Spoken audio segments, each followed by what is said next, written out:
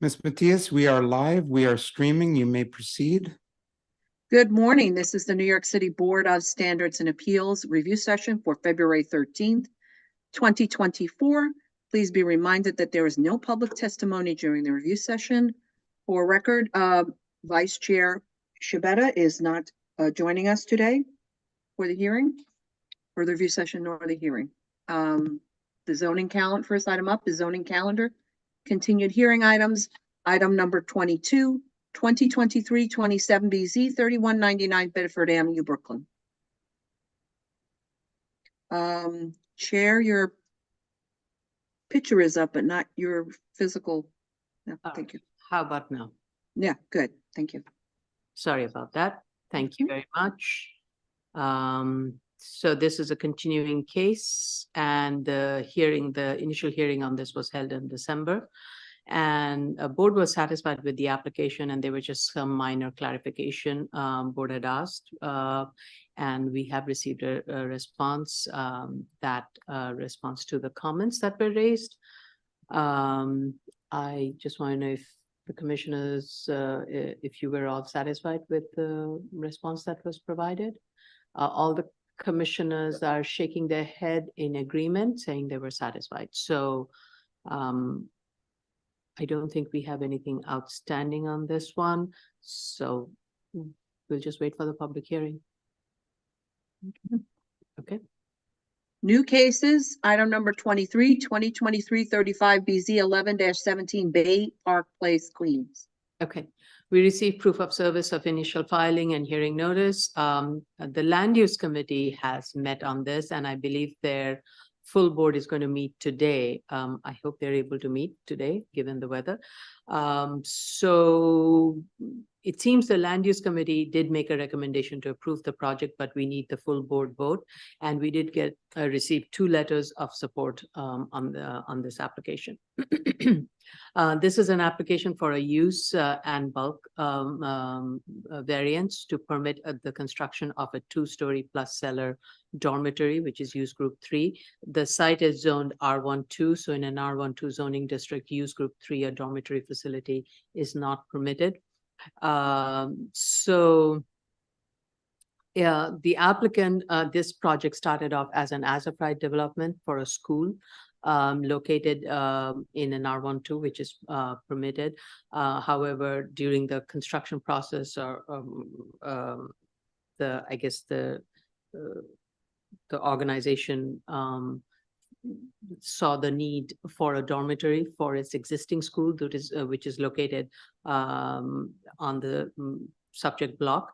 And so the applicant is seeking conversion, actually, of this existing school structure, which is still underway. It is not fully built, existing school structure to be repurposed for a dormitory facility. And the only change the applicant would need is it's a use change, as I indicated, use is not permitted. And the bulk modification. The bulk modification is the increase in the FAR, because the existing school structure that it was approved for by DOB has an open corridor. To convert this building to a dormitory, the applicant is requesting that this corridor be enclosed. And by enclosing the corridor, it becomes an added floor area.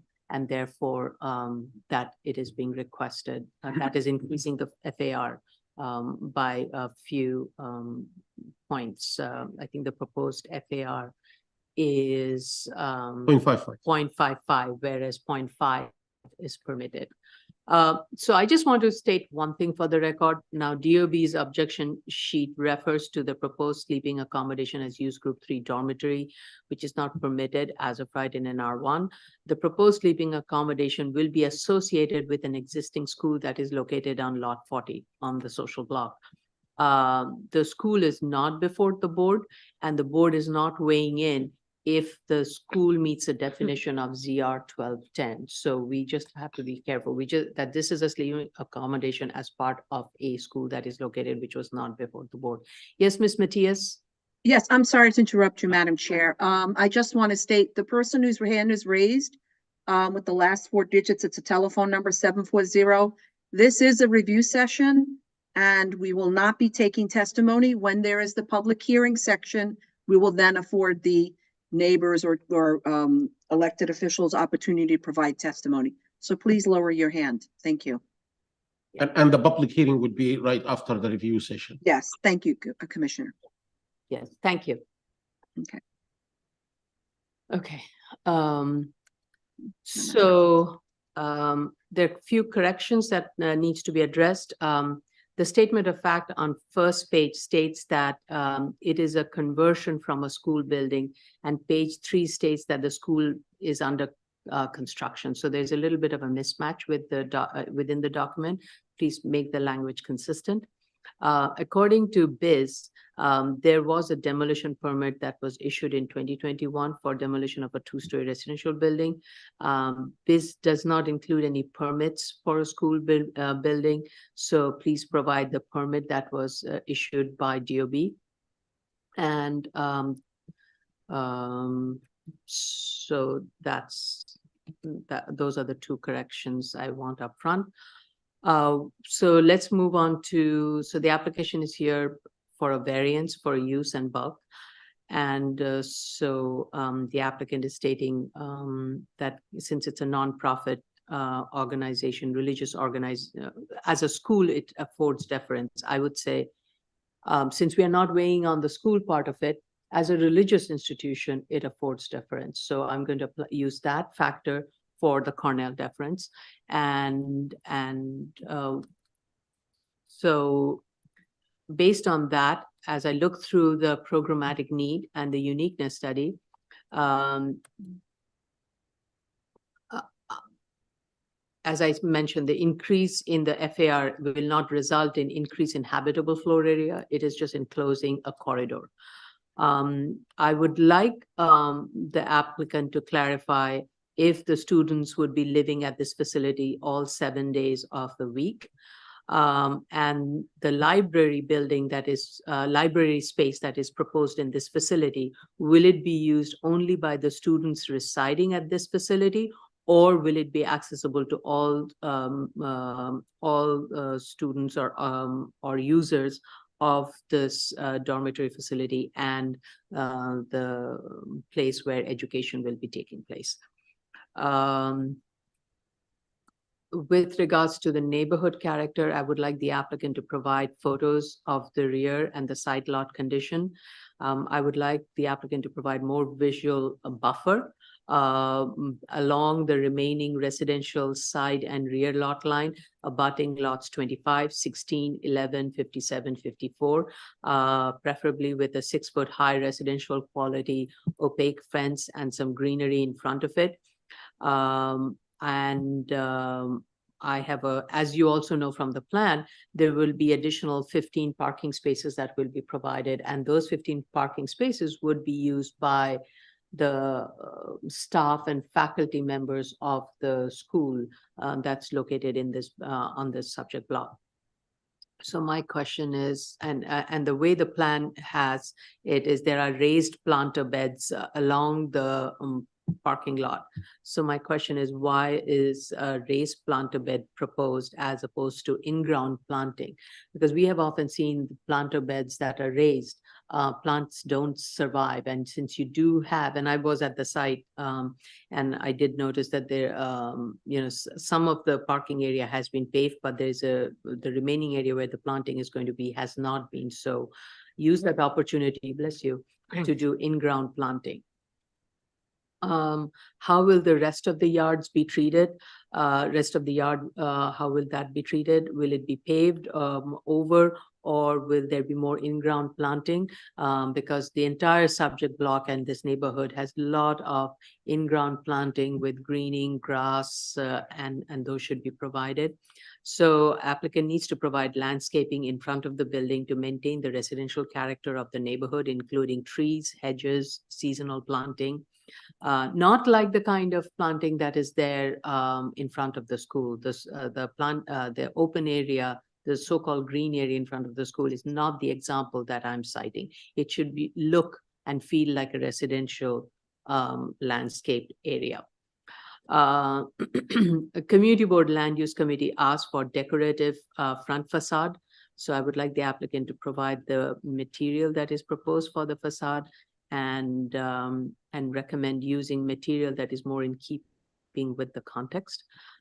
Provide a rendering of the proposed building and its immediate context. A streetscape diagram should be provided. And, I would say if there is going to be any meters or anything, please hide it. Don't put it right on the front yard. Put it somewhere on the side or where it's least visible. And there should be no sound amplification in the rear yard. And would like to know if there are any light fixtures that are placed in the outdoor area. And the last question is there an direct access from the dormitory building to the school building along the rear and the side lot line?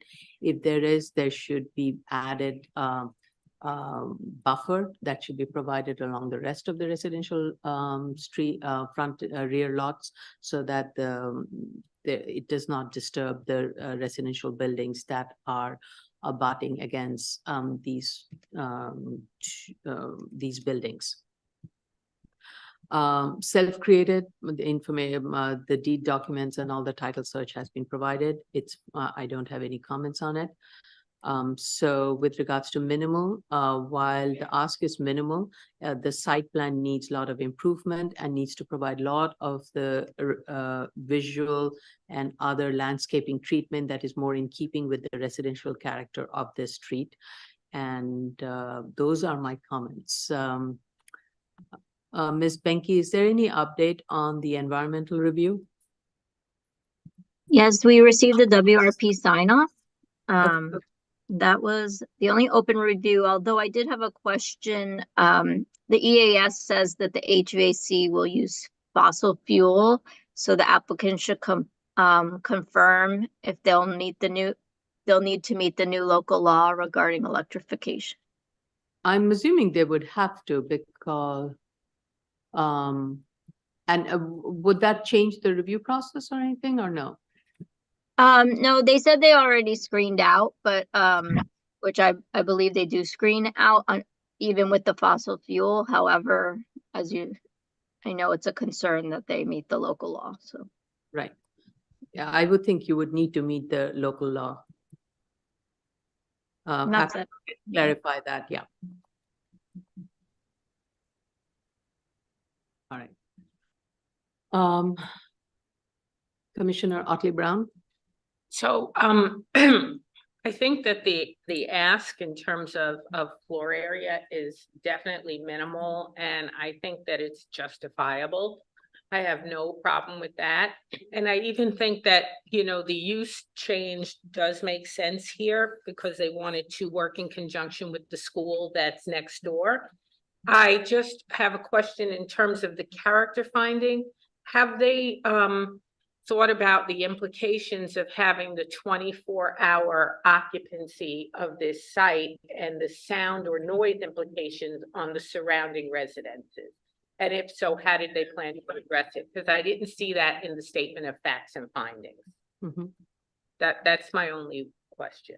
Okay, thank you. Commissioner Shetta. Thank you, Chair. I agree that the floor area wise and building bulk wise, the ask is very minimal. The floor area almost is as of right, the proposed.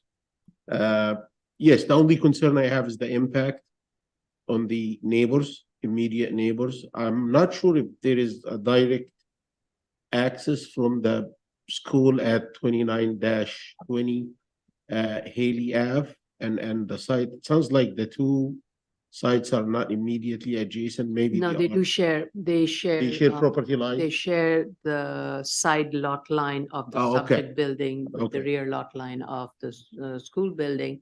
And I don't know, we don't have the full plan, and not that we need to, but I just want to know if there is a way to access it. It can easily be accessed. Okay, thank you. So it's a question. So I believe, yes, they owe us a clarification on whether they have a direct access from one side to another. Yeah. And yes, in the statement, I didn't see much, if not all.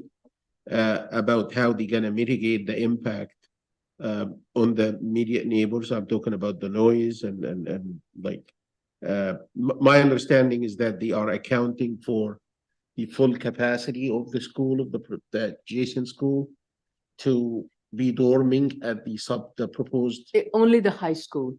So my understanding, and the applicant can correct me, I believe this would be only for grades 9 to 11, and there are 80. I think this I is think they're the 9. older kids. Yeah, it's for the older old. than that.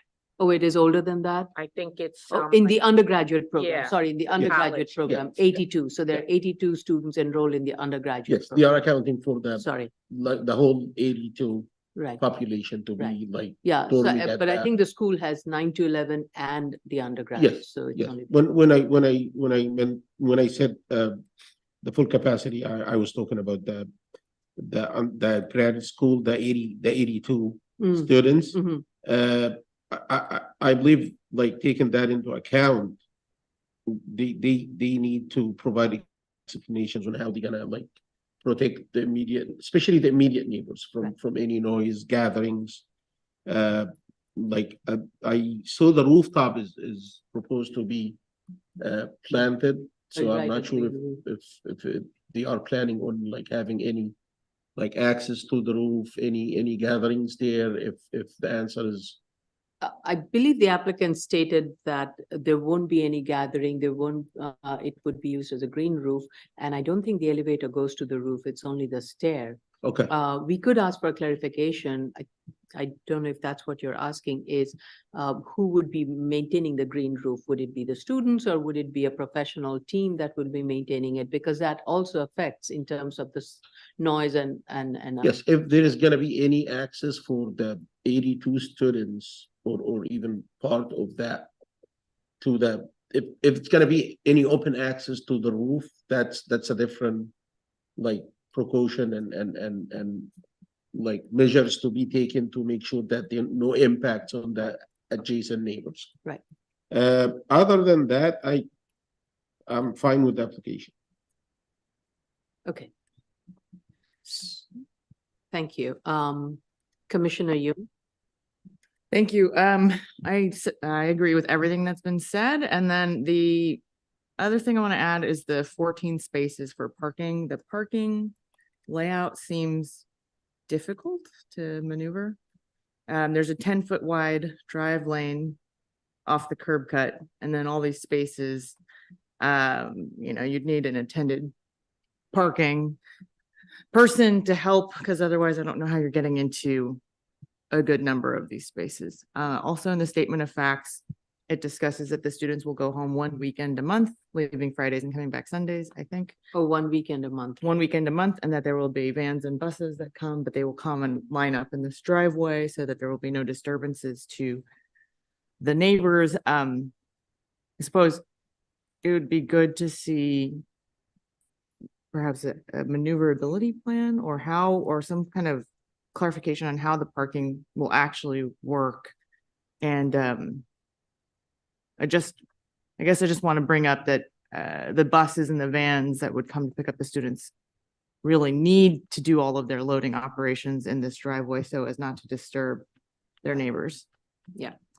So maybe some kind of maneuverability plan for parking and one for the loading and drop off for those weekends. Some clarification on that. I have nothing further. The only thing I would point out, I mean, if this was a school operation, any school, a school would have its school bus drop off and pick up, and that drop off and pick up can happen on the curbside. So, and that would be permitted as of right in a residential Good point, neighborhood. yeah. So the question becomes, in this case, would something similar be done? But if so, then you need to provide a curbside loading and drop off. Right. But that is only once a month. And to have that loading and drop off to be blocked off for all 5 days or 7 days of the week is unreasonable. Right. So that is why this question is being asked, that if you cannot use the curbside for loading, for pickup and drop off, how would it be accommodated within the site? and being as less of an interference? Or how would you coordinate that, even if it, let's say, were to be on the street frontage? Would it be then by the school frontage? Do you have a drop-off pickup by the school frontage? Would you be using that?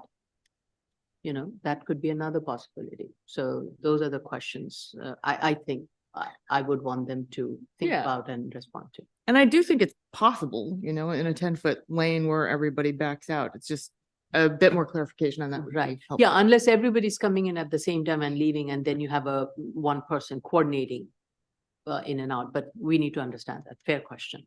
Okay.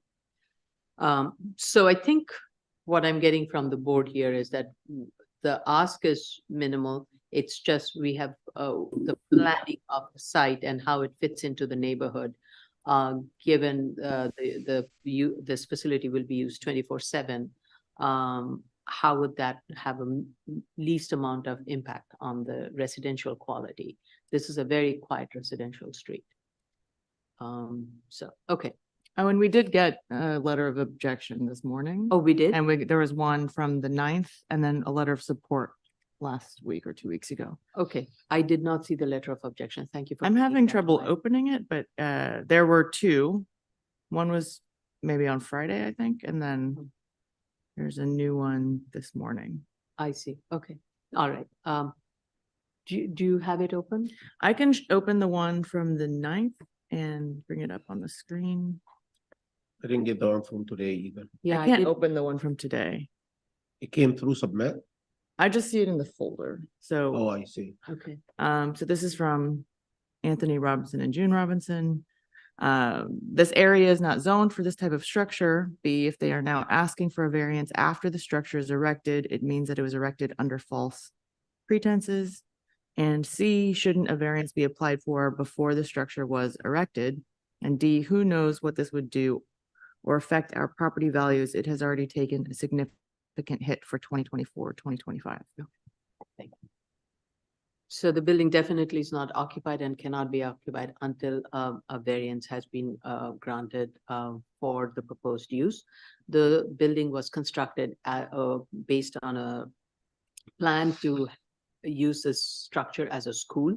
And that was an as-of-right use, which the Department of Buildings did issue a permit for, and the construction did commence based on an as-of-right approved plan for a school structure.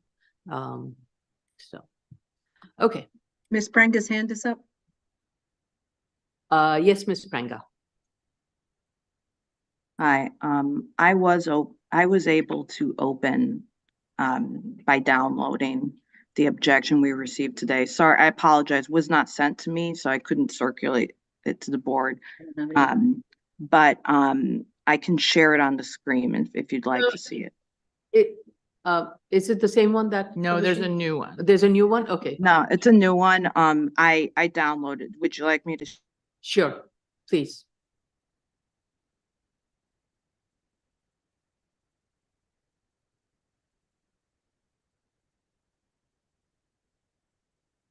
Okay.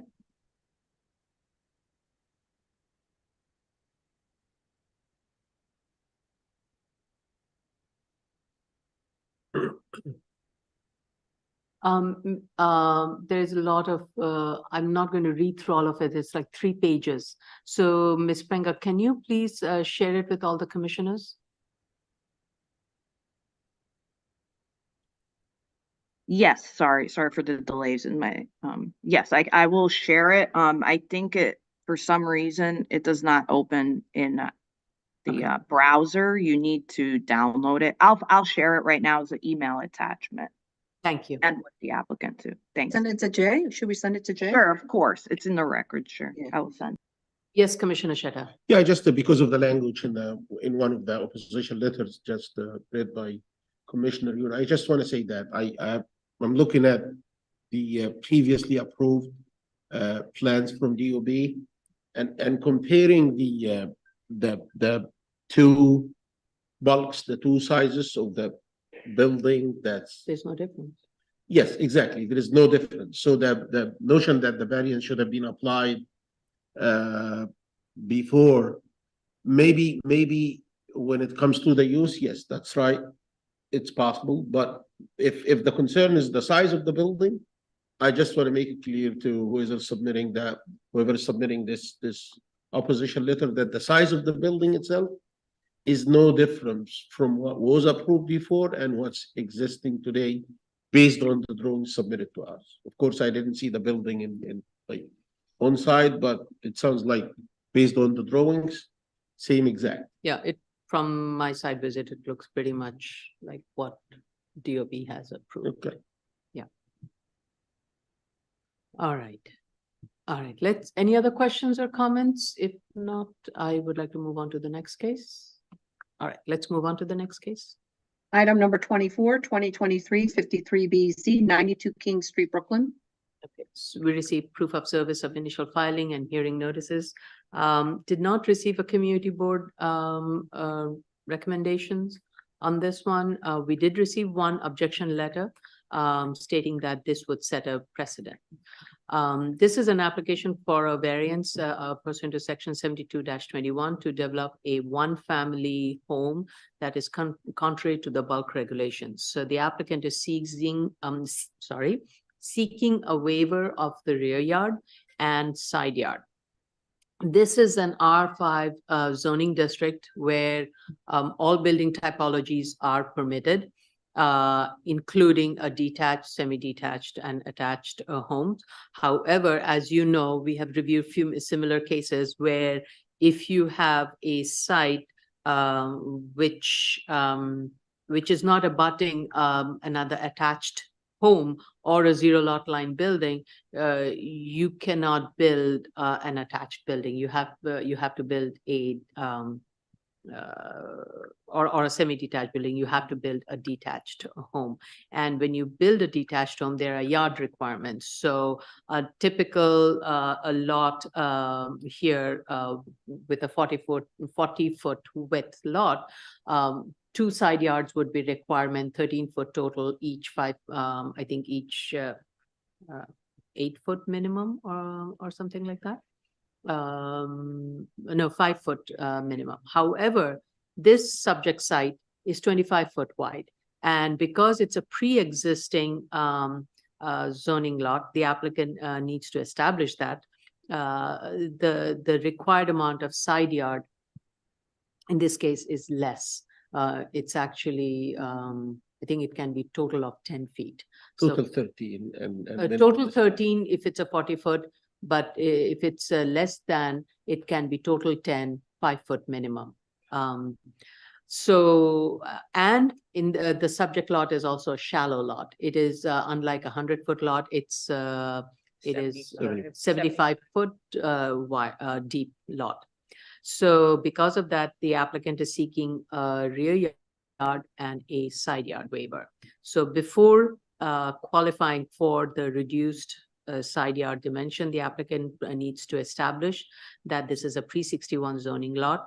The applicant also needs to, since this is in a flood zone, the applicant needs to provide a survey, and the flood elevation is required, and all elevation analysis measurements has to be based on NAVD 88. My understanding is based on the FEMA map that has been provided, it is an AE flood zone with a requirement of 10 feet.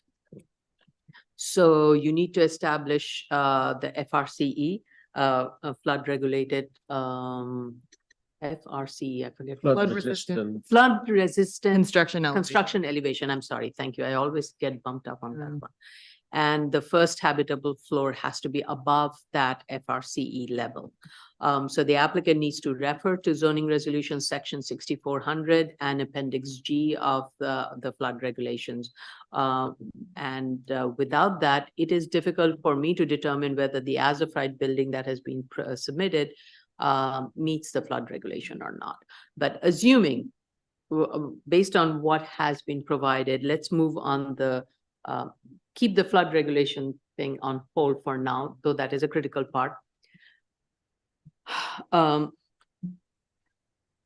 it is a critical part because if you, okay, so let me step back. If you have noticed, there are few new buildings that's been built on this block front. And there actually, there is a home that, apartment building that has been built one lot away from the subject lot. And it just, I think it is still under construction. So it would have had to meet all the flood regulations. And I looked at the BIS and looked at the zoning diagrams.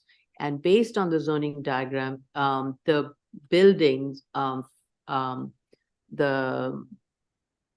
FRCE is definitely at an elevation much higher than this subject building's elevation level. It is high enough where a parking garage can be placed under the building. And the same is true of another building that is across the street that has also been newly constructed. And there also the building is raised above ground and with parking below. So the applicant is requesting a waiver of the rear yard because it needs to provide the parking in the front.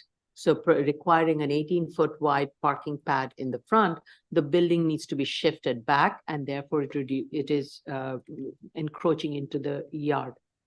Now, if the requirement is a 10-foot front yard, if a 10-foot front yard is provided and the parking is provided below the FRCE, then the building can be moved in the front and the amount of rear yard that is being requested can be reduced. So that is one part of it. And this applies for both the as of right and for the proposed. With regards to so I want to move to the uniqueness. So the study looked at 1,000-foot radius. I don't know why, but we have accepted 400-foot also. Now, as stated in the statement of fact, for a pre-61 zoning lot, side yard requirement is reduced to 13 to 10 foot, and the uniqueness report is not consistent on that, so it needs to be revised. The analysis states that it is one of the 3 narrow lots, of which it is one of the interior lots, and because of the other side yard side lot conditions, it cannot be built as an attached home. So I would say yes, of the 3 remaining unbuilt site, and that is not commonly held, it is one of the 3 narrow sites.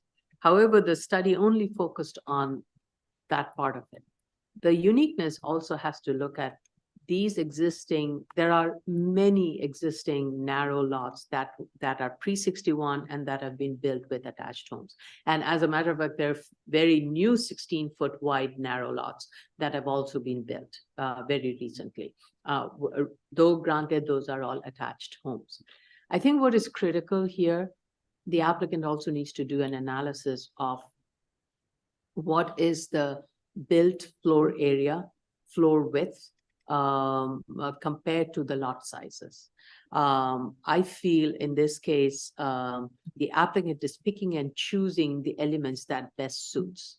So by shifting the building back, you're seeking a rear yard waiver, which the board in the past over the years has recognized the shallowness can be a hardship and a waiver can be granted. The question is the degree to which. And I think in this case, the degree can be reduced significantly because you move the building up by 10 feet, put the parking below, because you have to raise the building above the FRCE. You take care of 2 issues. With regards to the side yard waiver the applicant is seeking, this would allow for a single family home, bless you, sorry. This would allow for a single family home that would have a 25-foot floor plate. There are other buildings that are along this block front that that are single family homes. There are also multifamily homes on lots that are 75-foot wide and 16-foot. Actually, on this social block, on the street that is fronting, I think it's Prince Street, or I forget the what is the street parallel to King Street? Oh, Commissioner. I'm sorry, did I? No, no, no. Excuse me. Bless I'm you. sorry. My apologies. So in those on those block front, on that social block front, on the parallel to King Street on the other side, there are lots that are 75-foot deep, 16-foot wide, 16.57-foot wide. These are pre-61 buildings, granted.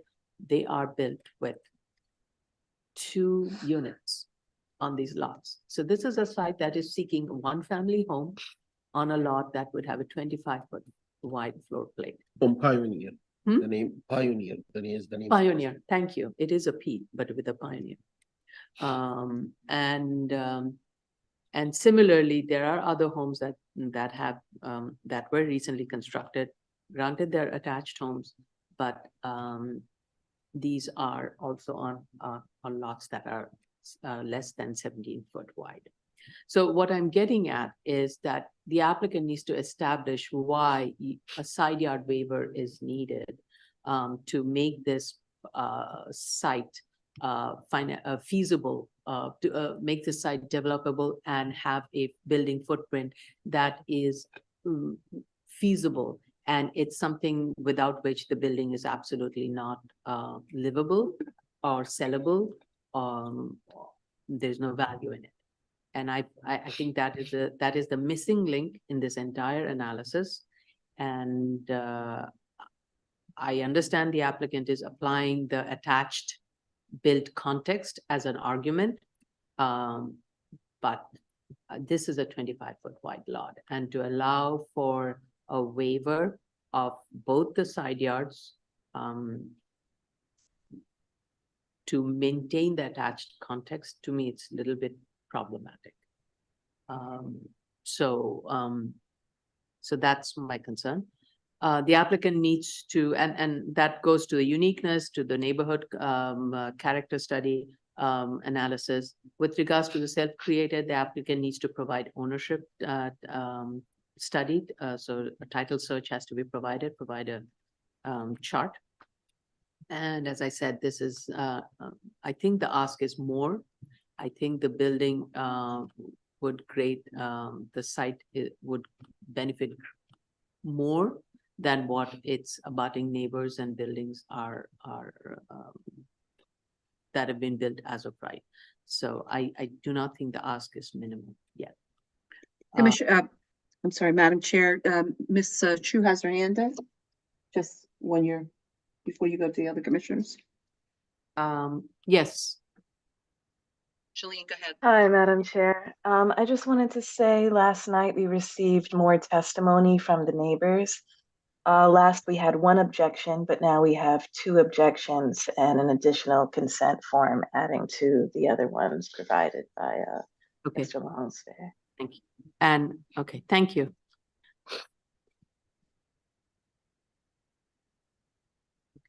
Thank you. Commissioner Otley Brown. So I wanted to start with the question. They're asking for a 1.65 FAR. Do they qualify for the R5 infill? Shouldn't they be providing calculation? They should, they should be providing. However, I did look through the zoning analysis for all the other buildings that have been built recently, and they also received 1.65 FAR. So I'm assuming this area has been identified as a predominantly built up, but they should provide the analysis. Thank you for bringing that to my attention. Yes. So that was my first question. And then ironically, the shallow depth was not addressed at all in the uniqueness study. Yes. And yet they You're are right. claiming the shallow depth needs to be addressed in order to resolve their issues. So they have to correct that basically. Yep, yep. I agree with you that putting the parking in the front yard is a form of a self-created hardship in that it's leading to the need for the waiver in the rear yard. I also agree with you that the fact that this is a minimal variance has not been addressed yet, because like you said, I feel that they need to do both a floor area study, they need to do a side yard study of similar narrow lots, and they also need to do a rear yard study on the building depths of the shallower lots in the area as well. Because I think that 25 feet wide for a single family home, 3,100 square feet, that's a huge single family home. So they definitely, I don't feel they need that to be made whole, and they certainly should be either proving that they need that or cutting the waivers back in terms of their degree of intensity. So floor area, rear yard of the shallow lot, and what is the other one you Side mentioned? yard. Side yards. Side yard, yes. Yeah, thank you. As I was looking through my notes, I realized I also had the similar comment that they didn't do the narrow, the shallow analysis at all. The uniqueness Mhm. study completely overlooked it. It just assumed it's there, and Right. but that needs to be established. Yeah, thank you. Commissioner Shetta? Thank you, Chair. I don't want to be repetitive, but on the shallowness, I don't think, I believe they indicated that 75 as it compares to what is allowed zoning lot wise is not that shallow, so maybe that's why they were shy, like. But they're seeking a waiver. Yes, I understand, yes. Yeah, that, which is weird, yes. And I, on the studies, the floor area, the yards, I feel like they got the data because they some sort of like put some data in the statement, but I want to tell the applicant that this is not the way the data should be presented in the statement. I mean, it should be presented in diagrams like the floor area study and the rear yard study and the site. So it's much easier to look at a picture and get the idea than probably reading through 2 pages without like going back and forth. So I urge them to prepare studies if they don't have, we can provide them with a sample. So they can do similar. Okay. But yeah, I believe they need to go back and look at the flood issue, address it, redesign the whole building and take into account the comments that the board raised today. Yep, thank you.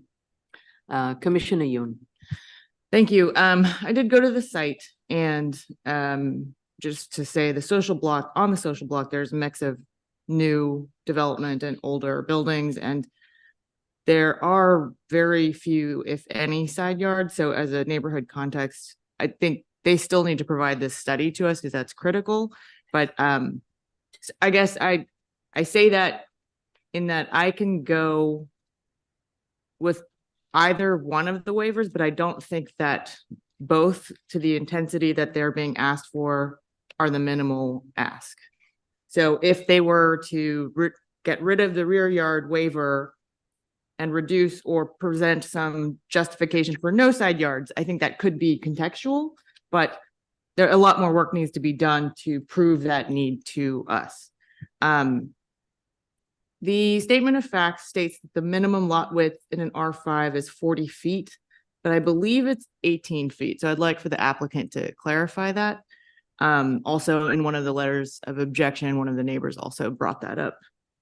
The architectural set, the elevations label the floors differently. So I'm just gonna show Oh, yes. quickly, which is that- very confusing for a project in a flood zone. Right. Because of the applicable zoning flood regulations, buildings are now permitted to start where they measure their building height from an elevation much higher than what they used to be prior to Sandy. So some neighbors have brought up concerns about height, but many of the newer buildings that are being built in flood zones are taller because they start higher. And that is in an effort to provide flood resistant construction in these zones. So I just want to make that very clear to the neighbors who might be listening. But here you can see the proposed front and rear elevations where you label the first floor as +3 based on the project 0.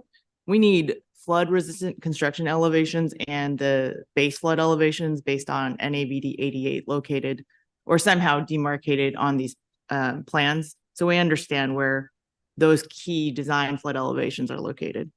On the right and left elevations, the basement is now labeled as +3 and the first floor goes up to +13. So this is obviously very confusing and we're not sure what you're counting as your first floor and where the line of flood resistant construction elevation begins. So please correct that and this is a major error because you cannot have habitable space yeah, below below the flood resistant. resistance. Yeah. So Yeah, so it's quite confusing for us to understand where the building should be and where the habitable space should be. Yeah. And then also I wanted to say that it is possible. So in my experience, and this is based on some townhouses I did a long time ago in Brooklyn, with a lot of research, we found that below 17 feet, things become constrained in a modern sort of layout in a modern home. And so, not to make an argument for them, but going below 17 feet can have impacts on the marketability or the usability of a townhouse layout. But that would still leave 8 feet in which you could create a side yard where you could park next to the building. So I think that if you don't want to raise the whole building up and your flood resistant construction elevation is such that you don't have to do that, you could provide a driveway where you can park and still maintain a 3-foot stoop or whatever you're proposing. So that was the last thing I wanted to add. So your suggestion would be to maybe have one side yard wide enough for a for a parking area, and then seek a waiver for one side yard, but none for the rear yard. I think that it would be up to them because it is a shallow lot. I think they're asking for too much of a reduction of the rear yard, but I think there could be a reduction of the intensity of the ask. Okay, all right. Got it. I think we're all saying the same thing.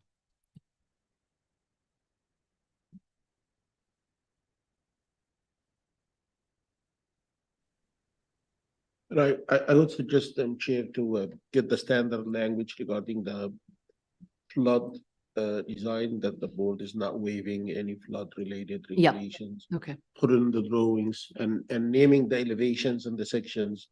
Get rid of the right and left, just call them north, and that's less confusing for it. Mhm. Right and left, it depends on where you're standing and how you're looking at the building. Right, But north is north.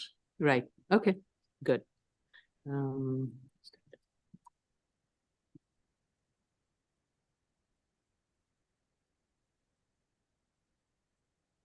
Okay.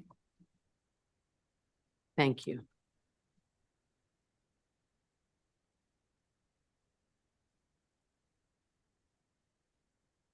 Next case, any other questions, comments on this from anyone? Okay, let's go to the next case. Item number 25, 2023, 61BZ, 1865 Ocean Parkway, Brooklyn. So we received proof of service of initial filing and hearing notice. Community board has voted to approve. This is an application for a special permit pursuant to zoning resolution section 73-622 to enlarge an existing semi-detached home to a single-family resident contrary to the bulk regulations.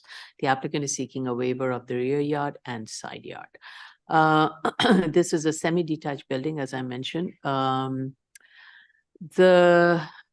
The applicant is proposing to convert this 2-family home to a 1-family and enlarge in the rear. No change in the building height is being proposed, and it would just increase the FAR slightly. So the rear yard map shows a rear yard depth of 24 feet, which is different from the site survey that is, and the existing plan, the zoning analysis. So please consolidate. My second question is, any reason why the second floor enlargement in the rear is more than the first floor? So it seems that the second floor is extending out over the first floor. You mean the less is less? The rear yard is less on the second? Yeah, the rear yard is less Yeah, on the yeah, second floor. Yeah.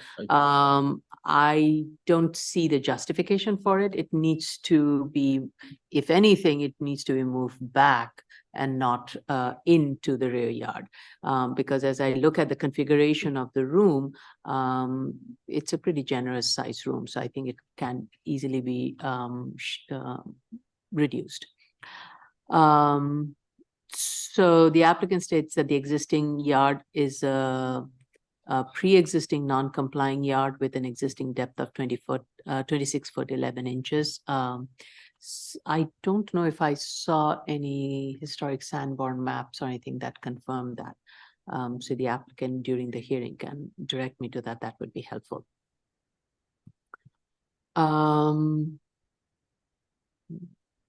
Okay. And the statement of facts on page 6 says that the proposed rear yard depth would be 20 feet, whereas based on the plan, it's 21 foot 5 inches. So please, again, make all the documents consistent. I don't have any other questions. Commissioner Otley Brown? I don't have any other questions. Okay. Commissioner Shetta? Yeah, thank you, Chair. Yes, I agree with you. The only comment I had is, I actually had two. One of them is regarding the cantilever in the back that's making the rear yard on the second floor less than the first floor. I don't see justification, like architectural justification. If you look at the room right next to the yard, is 12 feet wide, so it could be reduced to make the yards match, top and bottom. Even cantilevering this part is gonna lead to, my opinion, to less cost-effective construction, so I would just make it even top and bottom. Mhm. The second one is regarding violations. I haven't seen any mention on violations in the statement. If we can just provide a sentence on that. That's all what I have. Thank you. Could it be to accommodate a car? Oh, Oftentimes we see those cantilevers on that second floor when they're trying to allow a little more maneuverability into the rear yard. I'm just wondering. well, but then the entire bedroom is, oh, what happened to the plan? I'm sorry, my. I mean, I you know, don't- it's not for us to resolve, it's for I the don't think it's applicant a- to address. I was just, usually we do see that cantilever because they're trying to get the car into the backyard. That's also is just in my brain as a thought. Could that be it? But we're asking them for the opposite, we're not asking them to increase the yard, to decrease the yard on the first floor. We're asking them to increase, to reduce it in the second. Right, So right, but get I rid of think the he's trying to recapture, like I've seen a lot of these homes when they're close and they're trying to accommodate getting the car in, they cut back on the first floor so the car can maneuver around that rear corner. Yeah, And then they try and recapture on the second floor. So I'm wondering if that's what they're trying to do. That, I'm not saying that they get to do that. I'm Yeah. just wondering what So, the so I. impulse was on the architect. So I think you're probably right in wanting to have that little bit of a L-shaped setback on the ground floor and the cellar. But on the second floor, what's happening above the family room, I don't have an issue with the building extending onto the side yard, but it's also extending into the rear yard. If you look at the first floor, P3, page P3, you Mhm. see the shaded line, you see the dotted line. the dash line. So for my concern, my question is, why is the dotted line extending into the rear yard also? I am not questioning the portion of the dotted line along the side yard. There is not only in the lower floor, the yard depth is, okay, it's 21 foot, 5 but inches. 5 inches. In the upper floor, it's 20 foot. It's reducing. We typically have the Right. building set away from the rear yard. In this case. No, it's- yeah, no, I agree So- with you 100%. I was just wondering why. Did they make that design decision? And Okay. that's the only thing that I could consider is that In- sometimes they try and accommodate a car. Yeah, Yeah, I'm looking at the elevation and I don't think they need that. The rear yard, that little bit of that, and if you look at the section on P9, it's a minor. It almost seems like it doesn't make sense Right. for that ask, especially in the rear. Side, I get it. probably is just to give some extra room, like it's almost 1.5 foot instead of 10.5 feet wide room on the Mhm. second. We wanted to get it to 12 instead of 10.5. Which is understood, but I don't see it justified. Yeah, I mean, and the bedroom can be oriented in a way where the entrance is from the corridor rather than the corridor extending all the way to the back, and then you get a little bit more of the bedroom space. Exactly, yes. And it's more generous size room, yes. Madam Chair, Ms. Chu has her hand up. Yes. Yes. Hi, Madam Chair. I just want to point out the applicant did provide a Belcher Hyde map, and I can share my screen for a second if you'd like. Yes, yeah.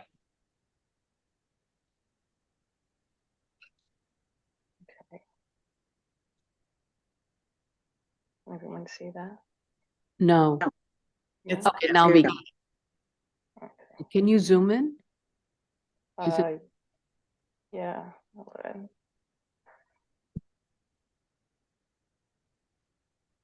Can you see that? Okay, Am I Uh, sharing it? Yeah. we see yeah, it. okay, Okay. All Over right. here. okay, yeah. So it seems both the attached buildings have similar yard depth. Okay, thank you. Thanks. And I indicated, Chair, that the bedroom on the top floor is 12 feet wide. Apparently, I'm looking at the drawing right now. Mhm. I was wrong. It's even wider than that, Okay, all right, 12 plus. okay. So the applicant can provide us with more information on that. Thank you.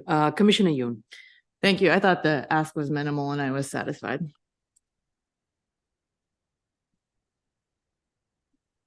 thank you.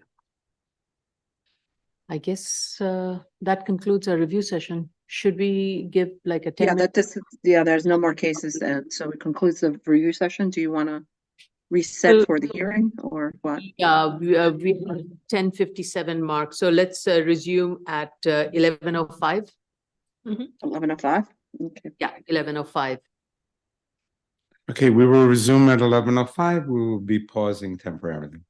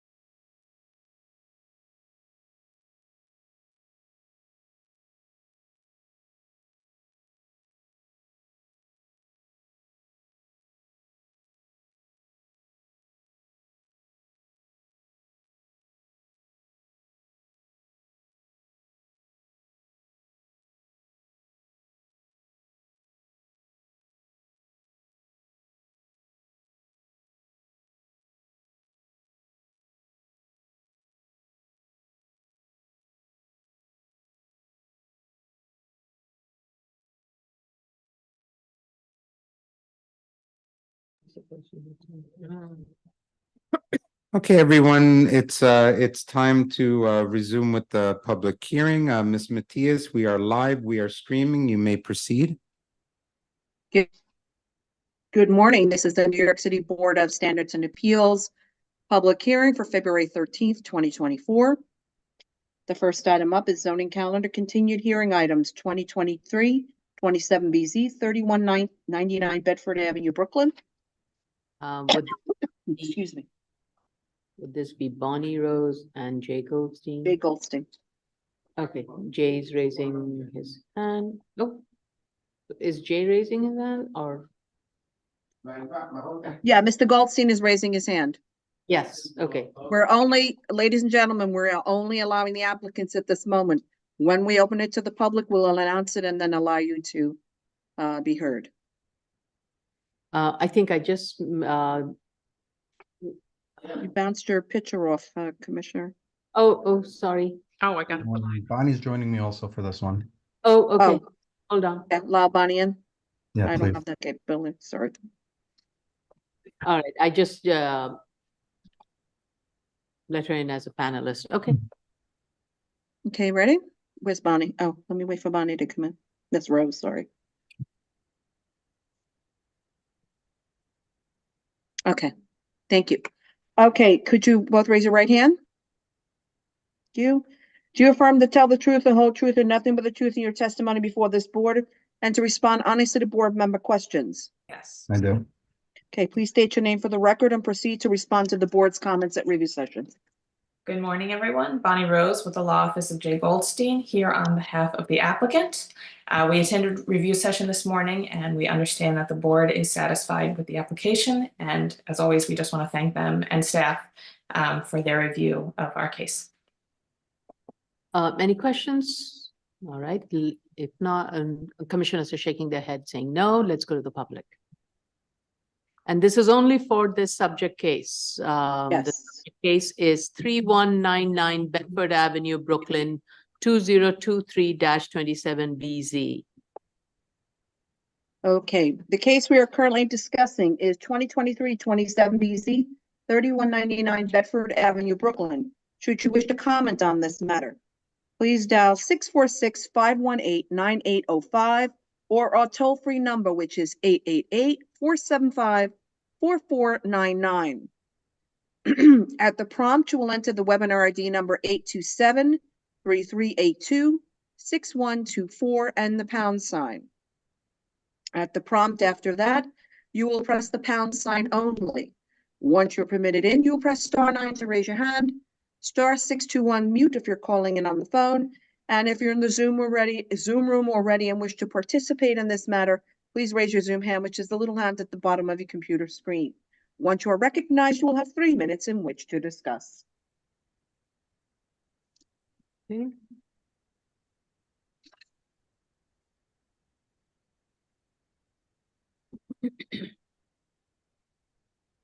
Commissioner Shada, could you please turn on your camera? Commissioner Shedd, I was just gonna say that. Thank you. I just saw your text. Who? Commissioner Sheta? Commissioner Shed's camera's not on. Oh, the video. Okay, sorry. Yes. Thank you. Thank you.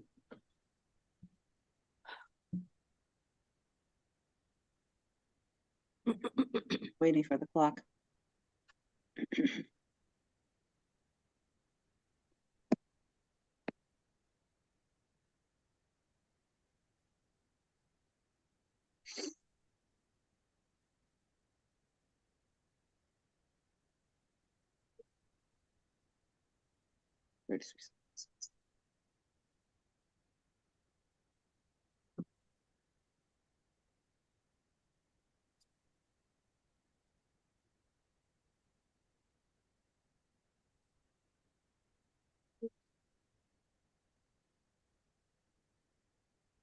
Well.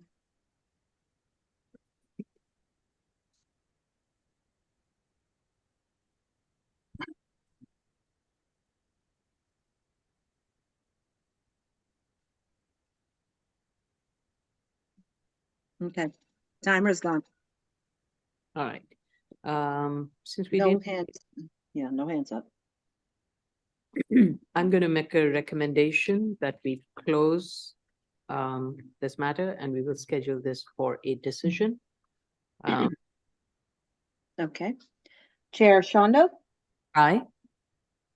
Commissioner Otley Brown, Aye. Commissioner Sheta, Aye. Commissioner Yoon. Aye. Okay. Thank you very much, and Thank we you will very let much. you know when it's scheduled for decision. Either it would be February or the first hearing in March. Thank Thank you. you, everyone. Okay.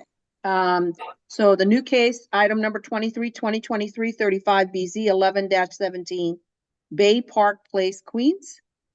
So are you, I'm gonna handle. I just want, okay. Do you affirm, raise your right hand, do you affirm to tell the truth, the whole truth, and nothing but the truth in your testimony before this board, and to respond honestly to board member questions? I do. Please state your name for the record and proceed to respond to the board's comments at review session. Good morning, everyone. Thank you very much, Jay Goldstein, on behalf of the applicant. We attended the review session and we heard your comments. I thank you very much for your review. Just a matter of clarification. I think it was lost in my papers, and I'll clarify it in the statement of facts. While the school does have the high school division is not located in this area. It's located in Brooklyn. The building that we're adjacent to is just for the post-high school, which is it's an accredited institution with for college-age students. And the dormitory is looking to accommodate those students, as the board mentioned. So the entire population of the student body that's at the adjacent location will be accommodated by the dorm building. The reason being, instead of having dormitory students scattered throughout the neighborhood, building one building for the school seems like a better option to contain the students, to ensure, safety, and to ensure that the proposed building will be able to accommodate the students and to pose less of an impact on the neighborhood. With that in mind, we heard the comments regarding the buffering. Yeah, sorry. Commissioner Otley Brown has a question. So these students don't go to that adjacent school behind? The students that are proposed for the dorm are in the adjacent school behind. The high school students, the younger students, are not. So the 82 students that are proposed to be accommodated in the dorm are in the adjacent building behind. Okay. And instead of, scattered throughout the neighborhood, living at other people's houses or dorming elsewhere, we're proposing a dorm that can accommodate all of our students, so that it'll allow us to better serve the students, enhance security, and less of an impact on the neighborhood. So just so I'm totally clear, the 82 students that will be residing in this dormitory are also going to the school that is on this social block. Correct. Okay. And these are older students, 17 to 22. We'll also have dorm counselors and members of staff that are there 24/7. So with regard to the questions of impact on the neighborhood, the students are older, so we're not worried about rowdy high school students, and the dormitory will be staffed, so we're not worried. We believe that it'll be a better situation than if they're required to walk around the neighborhood.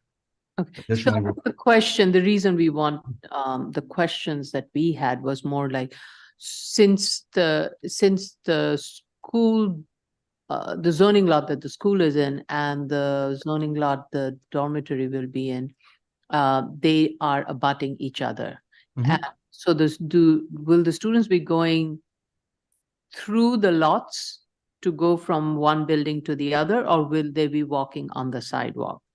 Because each one has, if they are going through the side lots, then you need to protect the side lots even more.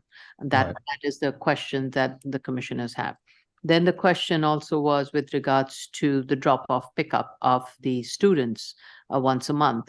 And then the other question was the parking maneuverability of all the faculty and staff that would be parking on that lot. Since it is so tightly laid out, how would that be done without it being a nuisance on the sidewalk or on the resulting in double parking and blocking vehicular movement on the street? Right. So I heard the questions. I understand the questions. It's information that I have to, just with regard to access between the buildings, I have to confirm with my client. But in any event, we'll show the buffering, enhanced buffering as per the board's comments, and address it. If it'll be between the lots, meaning through the backyard, then we'll address it accordingly as well. With regard to maneuverability, we'll show, I think the best, as mentioned, Commissioner Yoon, maybe a maneuverability plan to show how the parking would work.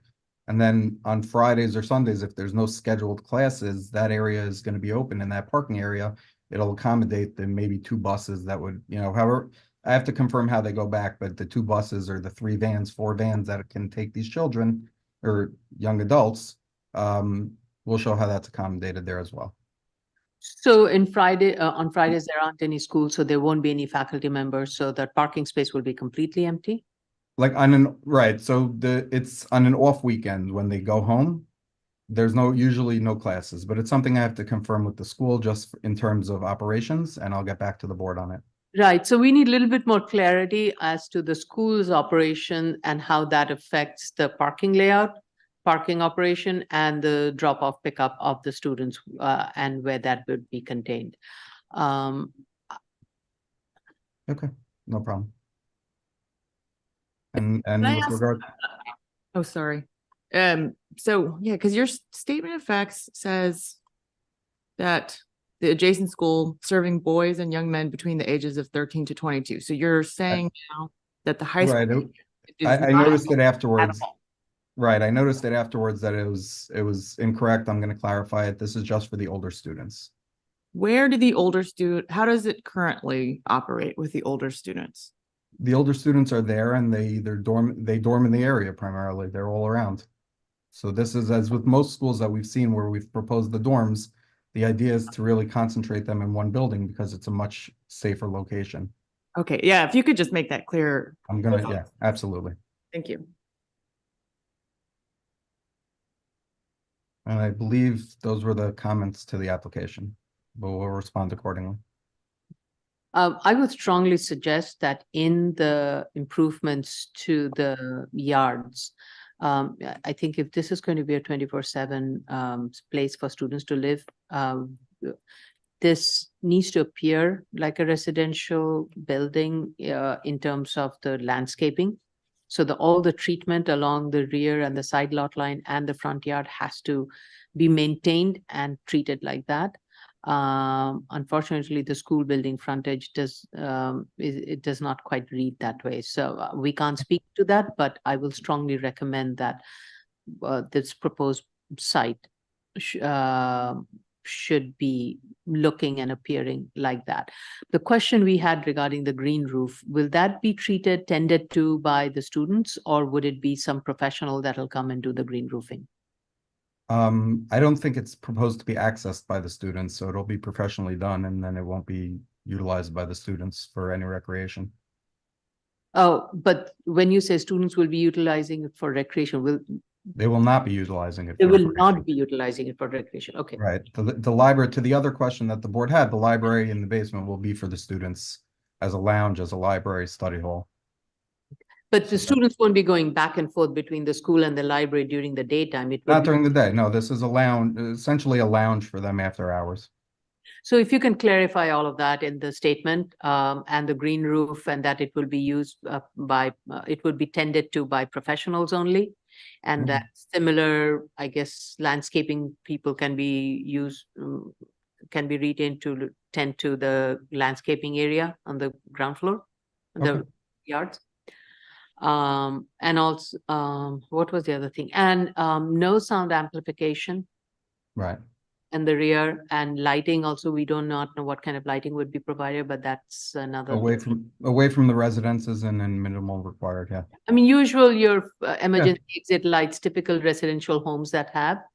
Yeah. Okay. Okay. Yes, Commissioner Shetta? Yeah, thank you, Chair. There is an area right next on the roof. There is an area right next to the elevator shaft that I'm not sure about its use. It has some sort of indication like boxes. What is the use of that area? It's not part of the green roof, but it's I think that's probably where all the mechanical equipments are, probably your those the split AC systems. That's my sense. That's kind of how I read it. Okay. Is that accurate? Are you talking north of the elevator shaft, or not north, to the top of the elevator? Yeah, it is north. Look at that. But to the top of the elevator shaft? No, it's on the roof plan. If Yeah, I'm looking at the roof plan. yeah, it's between the I'm talking about this. yeah. Which, sorry, Sorry, Yeah, point your arrow. Give me 1 sec. Yeah, that, right, that's above that. I'll confirm, but I think it's also mechanical, but I'll confirm. okay, thank you.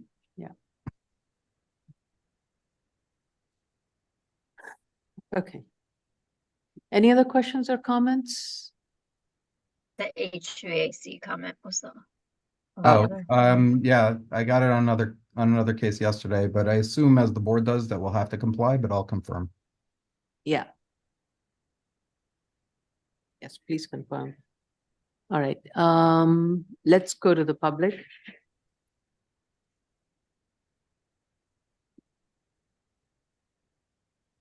So the case that we're currently discussing is 2023-35 BZ 11-17 Bay Park Place, Queens. Should you wish to comment on this matter, dial 646-518-9805 or a toll-free number 888-475-4499. You will enter at the prompt, you will enter the webinar ID number 827-3382-6124 and press the pound sign. At the next prompt, you will press the pound sign only. Once you're permitted in, you will press *9 to raise your hand, *6 to unmute if you are calling in on the phone. And if you're in the Zoom room already and wish to participate, please raise your Zoom hand, which is the little hand at the bottom of your screen. Once you are recognized, you will have 3 minutes in which to discuss.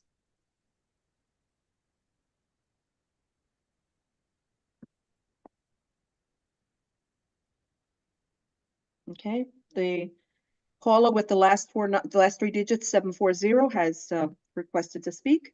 Yep, I have let the person in. The person's in, yep. Please identify yourself. Yes, hi, can you guys hear me? Yes, we can hear you, sir. Oh, yeah, hi, my name is Joel Delgado. I'm the owner of 2730 Cold Spring Road, in the corner of Bay Park, where they're building the school. Go ahead. Yes, I'm calling because I'm objecting to building the school because the parking lot what they have there, that they so-called say that it's going to hold 15 cars, that's not even correct. It will hold approximately 5 cars. And the green room they're talking about, I spoke to the builder. The builder said that that's access to all the schools there. And approximately right now, where we currently live at is a quiet area. It's going to bring values down to my house. And there's a lot of traffic. They already built a school in the corner. And since the time they built the school, there's nothing but traffic going on in my neighborhood, and a double park, cars blocking my driveway. It's ridiculous. The building is so high. They lied to you guys and said they was building a building, and now they're building a school. If that was me, I would have got a fine. And this is a R1, R2 zone. And if you see the building looks like a dormitory, like what they want to build for 82 students. Where are the buses are going to pick up the kids once a month, like they say? Because there's no possible way a bus will fit in that little parking lot that approximately holds only 5 kids, 5 cars, and the school is not adjacent to the other school. There's a wall blocking it and a fence, so there's no way that they can get through the school from the back. Okay. Thank you. Any other speaker? I don't see any, and the time has run out. The 3 minutes are up. There's another hand in the way. Oh, wait, there's another hand. Yeah, 192, someone, hold on. 192, yeah, I'm gonna allow the person to talk. Yes. Go ahead, person with the phone number ending with 192. Please. Yes, identify hi, yourself. good morning. Good Your name, morning. My please? name is Jacqueline Coley. Yes. And I live at the house directly across the street from this building. And this building does not look anything like a residential home. I don't know what's going to happen, if they're going to put grass up when the spring comes around, but it just really, it does not fit in with the a neighborhood, the charming neighborhood of this residential area. It is a big, open, empty space with the place that they proposed as a parking lot. Like the previous caller stated, it's going to bring down our property values. Now, you know, why this meeting wasn't held with us prior to this building being sent up is really confusing to me. You know, we've been in this house for 30 years. The home that was there before was a beautiful, stately home, and now what's standing in front of us does not fit in with the residential look of the neighborhood. To be told that it's going to be used as a dormitory while there's staffing there. I was here before they turned the other building into a dormitory, and there was noise. It was loud. There were lots of, you know, people coming and going. There was garbage left out on the front lawn at times. You know, I know that I, as a resident, have to put my garbage away at the end of the day, before the end of the day, and this did not happen. I'm wondering how they're going to make sure that this happens now that this building is here with young men who are not going to be doing the garbage themselves. Are they going to have someone take care of that? With all the cars on the street previously, my driveway was blocked a lot. Now they have a parking lot, fine, but you know, what's that going to look like? Is it going to be safe for children going to and from schools in the neighborhood? There's a public school down the street. Lots of families are in this neighborhood who walk. Lots of families in this neighborhood who, you know, have their children riding their bikes. So what's the safety going to be when when these cars are going in and out of the parking lot? You know, again, it's just troubling to me that this hearing wasn't held before this building was allowed to go up. You know, it just seems already like it's a done deal. And so we residents who've been here for 30 and more years don't have a say in this matter. So that's really troubling to me. For the record, I've been living here 30 years as well.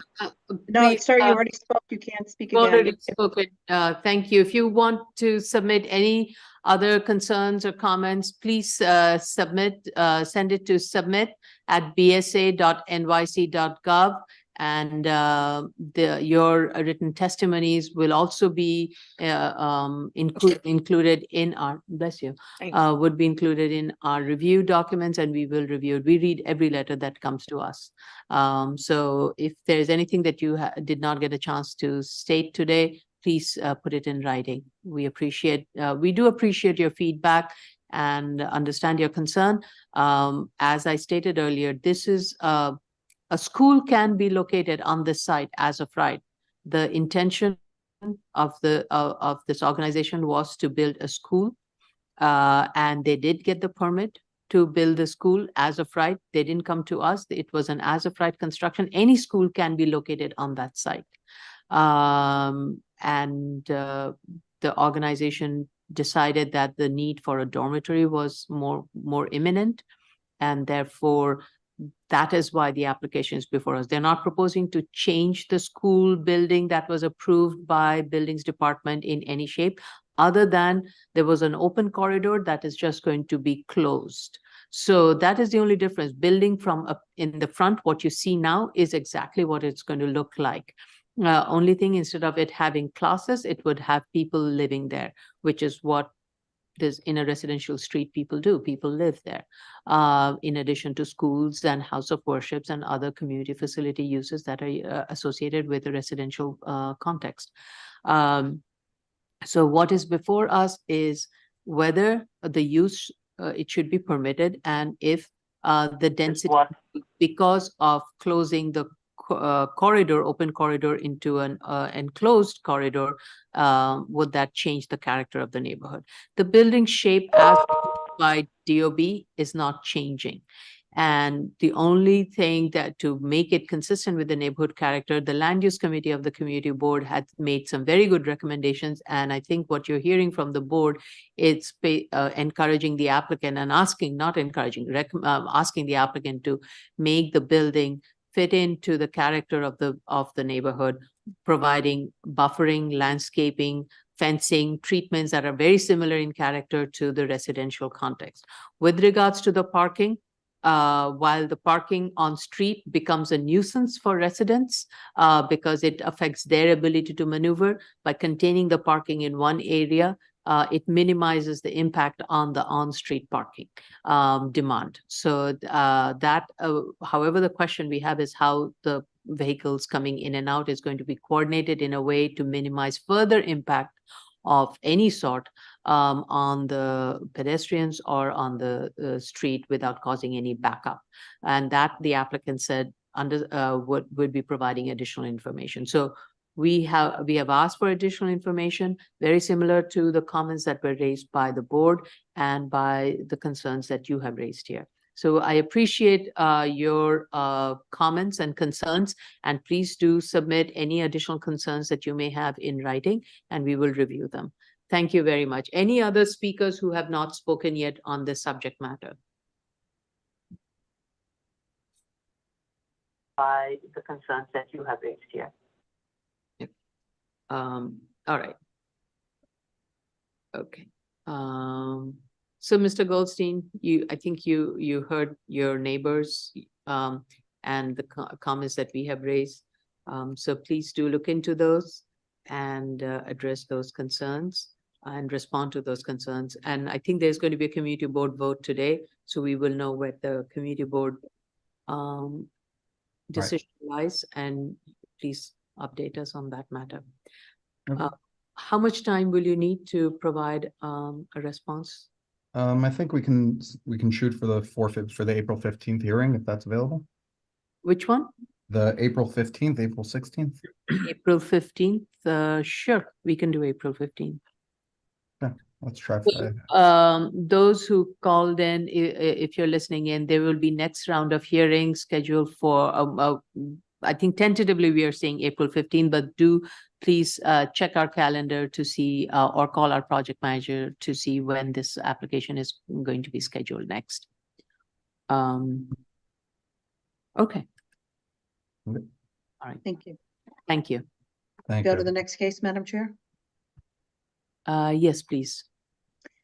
Item number 24, 2023-53BZ, 92 King Street, Brooklyn. All right, that would be Chris Wright.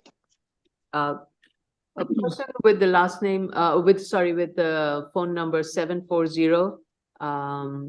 The case that you had called in for has been heard.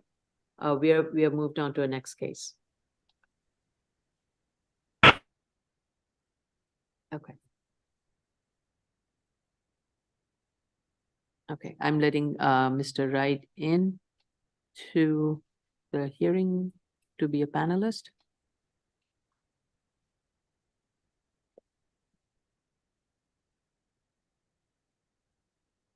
Good Is there morning. anyone else from your team?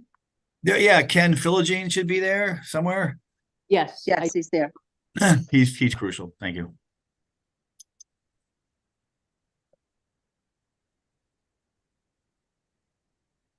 There he is.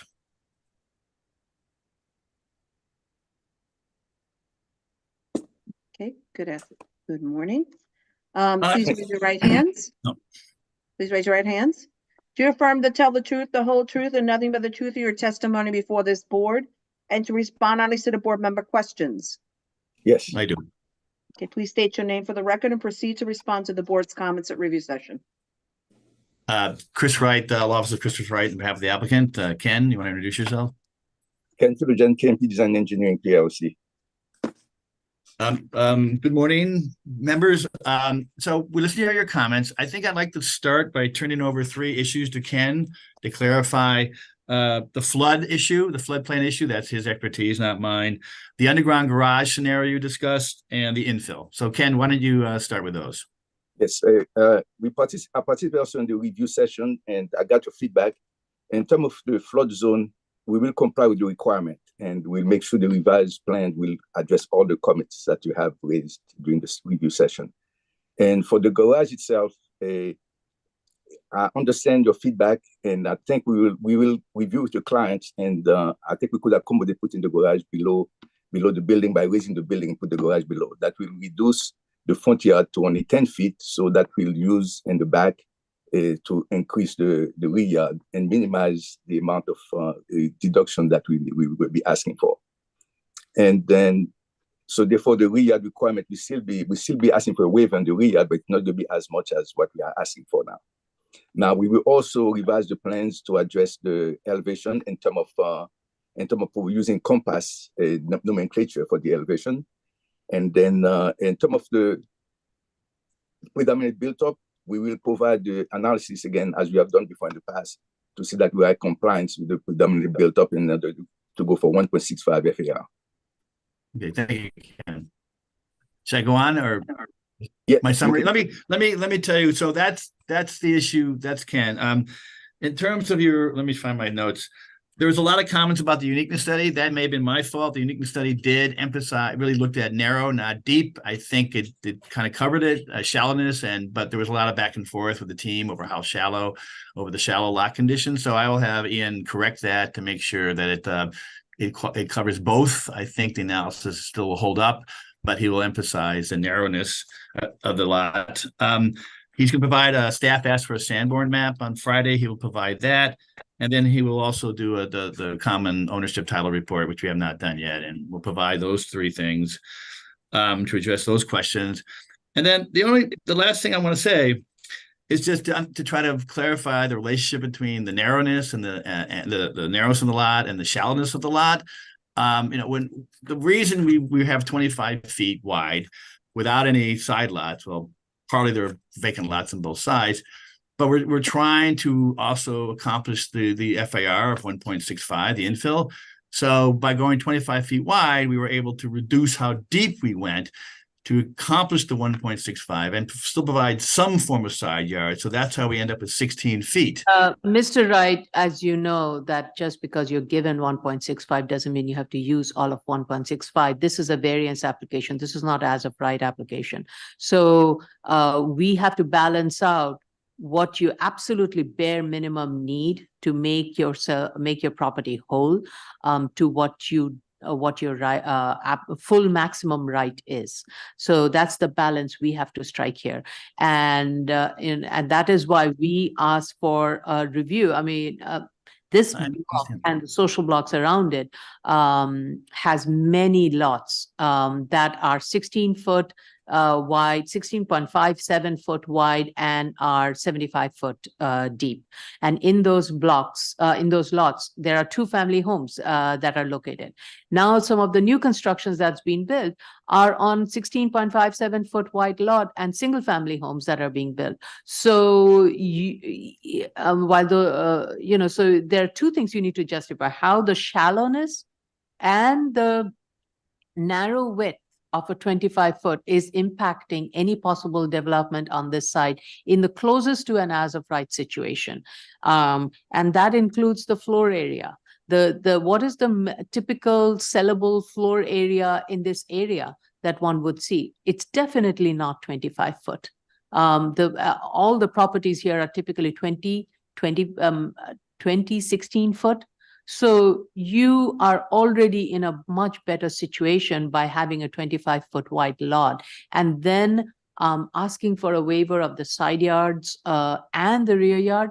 I think that's where we have an issue, as you heard from the commissioner. So it cannot be picking and choosing both of the best of the elements and then saying, oh, we are entitled to 1.65, so we are trying to maximize it. I wasn't trying to, I was just trying to give you our thinking. That's all. I wasn't trying to say we have to do something or other. I understand the board has a lot of questions here. That's why the below garage gives us 8 more feet to work with, which makes sense to me. I mean, it's up to the client ultimately. And I'm not saying we don't have to address these issues, but I think, a more detailed uniqueness study will be helpful. And I think a more detailed flood analysis and the garage analysis. But I feel that the 75 feet is a unique condition. I know there's a lot of property. Most of the properties in Red Hook were built pre-60. So, and I'll have that more clarified in the uniqueness study, which needs to be done. And I understand that. I think across the street there are 10 new buildings, 1-family buildings. They are 17 feet, but they don't have side yards, and they're 100 feet deep, so they can get their 1.65. I looked briefly at Pioneer Street. You pointed out, again, they're all 100 feet deep. They're not 75 foot.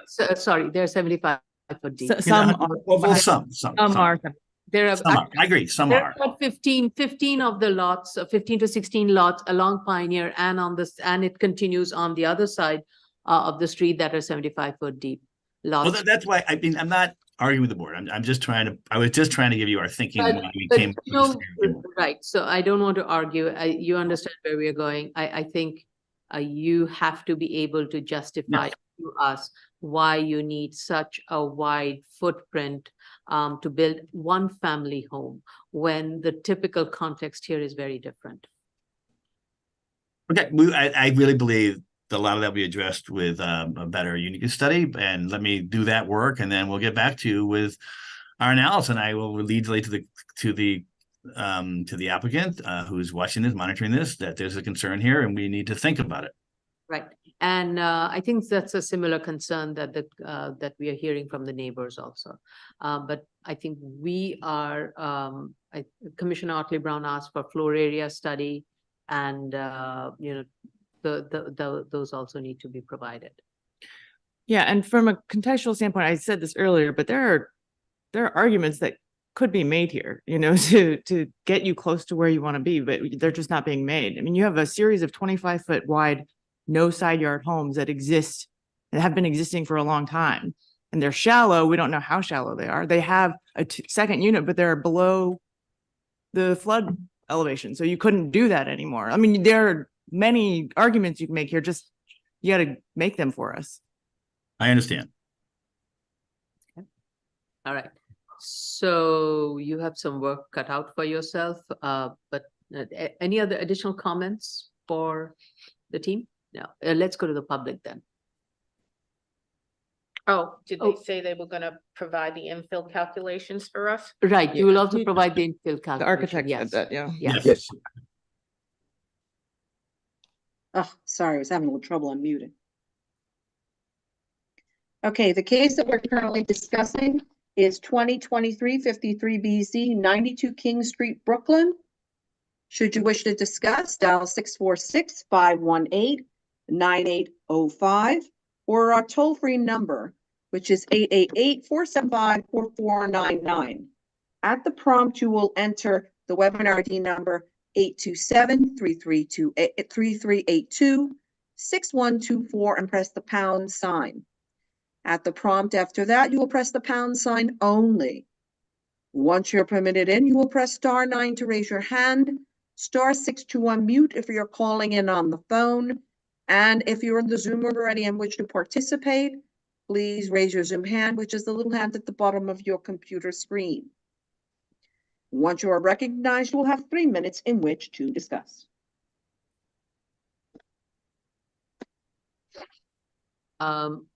How long will it take for you to, I think you'll need quite a bit of time because you need to do the analysis. Yeah, I agree. We need a few months. Is there a May time? I know you've given out April times. Is there a May time we could have? I think that's enough. May hearing? Sorry? Which date were you? I was want the asking May? if there are any May dates we could have. There is one in May 6th, How about a little later in May? Is there a later one in May, please? and there's a May 20th. How about May 20th? I think that works. Ken, is that good for you? Yeah, that's good. That will work. And what's the submission date, please? May 20th, submission date is May 2nd. Okay, I believe we should have a handle on that, and we can greatly improve the application and look at some other scenarios. Yeah, I think flood elevation is definitely a critical component, and once you do that, that will give you ability to figure out how the building gets placed, because you have to think of the stair from the grade level to the FRCE and the parking, all of that. I understand. I listened to the board's hearing very carefully. I'm just trying to justify what we did to begin, but we need some work to do. And you'll have to revise the as-of-right plan also based on the flood regulation. Yes. Okay, sure.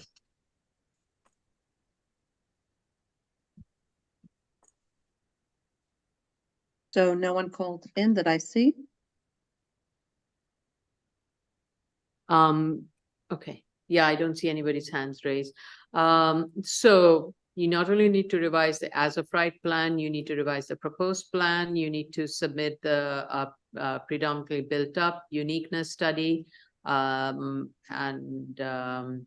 the flood regulations, the analysis, and what was the other thing that I was, all the rear yard study, side yard study, floor area study, and a streetscape diagram. Anything else that I missed? That, and statement of fact. Please revise. Yeah, that has to be revised. I understand. Yeah. All right. Thank you. Thank you, everybody. Appreciate it. Thank you. Thank you. Okay, the next case is 2023-61BZ, 1865 Ocean Parkway, Brooklyn. This is Miss Altman.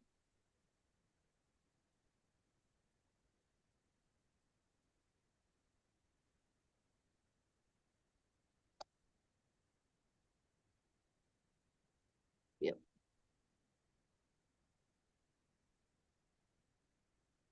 Miss Altman is logged in twice. Chief Daly, is the, are you, do you want to speak on anything? I don't know, he's logged in there. Oh, yeah, I did. Hold on. I did see Chief Daly. Well, I guess he'll send some, I don't think he's with for Lyra's case, but. Hello. Okay. Oh, hi, how are you, Sally? You, Miss Lyra? We were having a little problem with the link, just so you know, from the calendar, so I sent him mine so he could get on. Oh, okay. All right, so you just said Sally, you say your name for the record. Or he can be Lyra too today. Together? That's it? I mean, sorry, that's it? It's just us. Okay. Raise your right hands. Do you affirm to tell the truth, the whole truth, and nothing but the truth in your testimony before this board and to respond on least board member questions? Of course. I do. Okay, please state your name for the record and proceed to respond to the board's comments at review session. Good morning, Lyra Altman from Law Office of Lyra J. Altman. We did attend your review session today and heard your comments. With respect to the rear yard study, you are correct. There was an error on the existing rear yard on our site. We will have that corrected. And with respect to the rear, I thought the best person to address that would be Sal Vincenti, since he designed the building. Good morning, everyone. Good morning, Chair. So the question was. State your name for the record. Your name for the record. Oh, I apologize. Salvatore Vincenti. All right. So the question was in reference to the rear yard. Why do we have two different rear yards at both levels? So originally, when we started this project, we had started with a 20-foot rear yard on both levels. However, when we submitted to DOB, DOB has this unwritten rule that they want 3 feet away from the garage. So that's what we did. On the first floor, we set it back just a little bit more so that we have the 3 feet. And upstairs, we left it where we had originally designed, 20 feet. Which, by the way, 20 feet is a common rear yard in the back street, which is East 7th, which falls under the Ocean Parkway sub-district level, which is as of right 20 feet. And I'd also like to point out that this proposed home is only 3 bedrooms with 2 bathrooms on the second level. This is not a large home in comparison to many of the others in this community. Yeah. I'm just trying to look at the zoning analysis.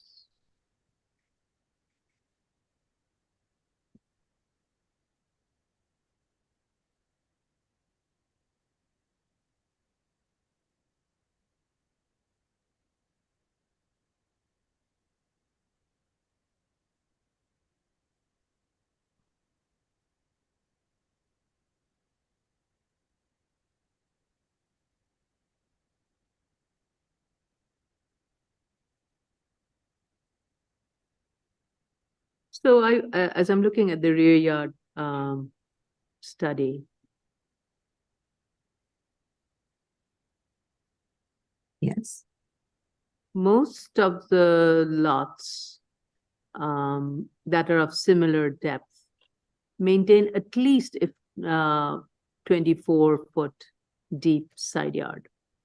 The ones that are on a slightly wider deep lot, wider and deep lots have a more of a deeper rear yard. I'd like to point out that if you look on that rear yard study, there are other homes that have rear yards of 19 feet, 17 feet. There's even one 3 houses to the north of our property that has no rear yard. I apologize for the plow. Yeah, there are very few of those 19, 17, 19, and 17. There are a few, and the homes that you see fronting on East 7th Street, as stated by Mr. Vincenti, those are all in the Ocean Parkway Special Subdistrict. As a result, as of right, every one of those homes could provide a 20-foot rear yard. Which ones are within Along East 7th Street, all of those homes right are in the Ocean Parkway Special Subdistrict, not just the district. As a result, they have an as of right rear yard of 20 feet. They can have as of right 20 feet. Yes, it's permitted. Okay.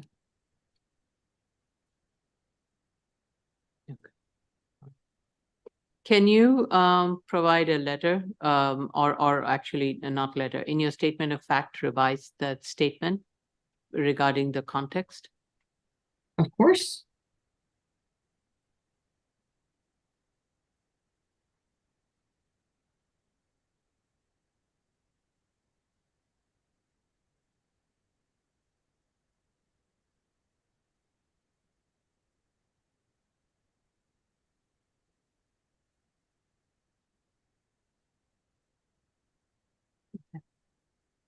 I am going to not then raise an issue of it and let it be a 20-foot rear yard, since the rest of the social block would have a 20-foot rear yard. But if you can provide that in your, correct that analysis in your statement of fact. Any other?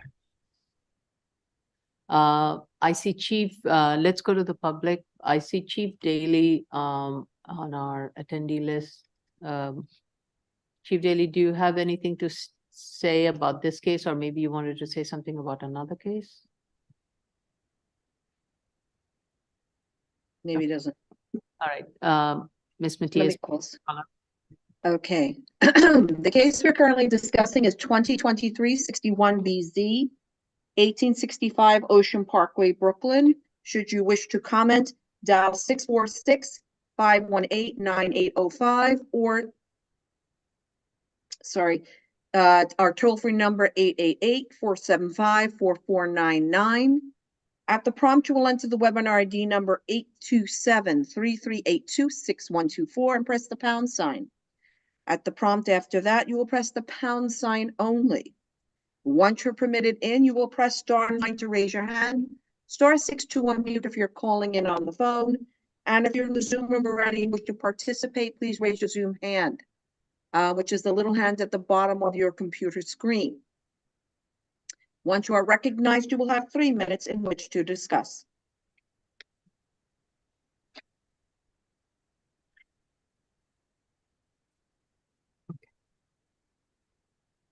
How much time will it take for you to make that correction in your statement of fact?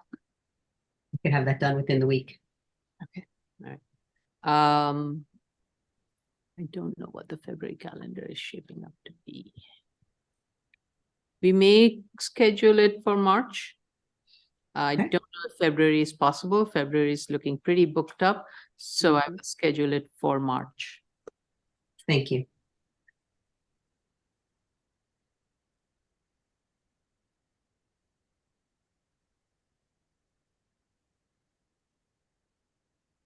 Right, I'm going, we're just waiting for the clock to run out.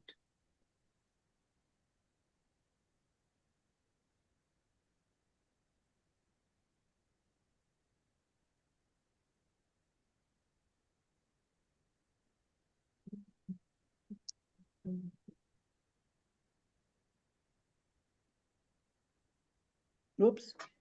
Sorry.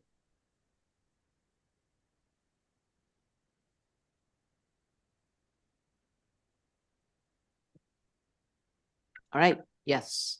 I would like to make a motion to close. Chair Shonda, Aye. Commissioner Otley Brown, Aye.